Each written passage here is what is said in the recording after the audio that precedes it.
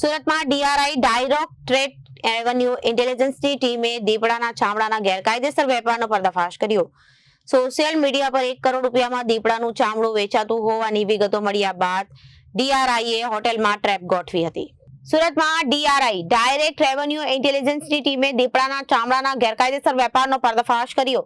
Social media પર 1 કરોડ રૂપિયામાં દીપડાનું ચામડું વેચાતી હોવાની વિગતો મળ્યા બાદ ડીઆરઆઈએ હોટલમાં ટ્રેપ ગોઠવી અને ટ્રેપના આધારે એક શખ્સને દબોચી લીધો. ત્યારબાદ તપાસમાં અન્ય એકનું નામ ખુલતા તેને પણ પકડી પાડવામાં આવ્યું. સુરત વન વિભાગની ટીમે દીપડાનું જે ચામડું કબજે કર્યું છે તેના પર બુલેટ ગોળીનું નિશાન પણ જોવા મળ્યું. ચામડું અંદાજિત 2 મહિના જૂનું હોવાની શક્યતા છે, જેથી 2 મહિના પહેલા દીપડાનો શિકાર કરાયો હોવાની આશંકા છે.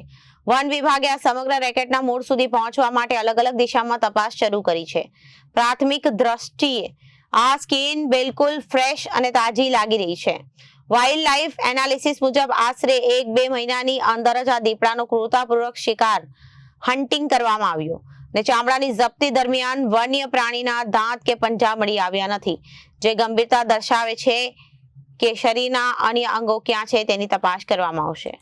Bureau report, Janadesh news.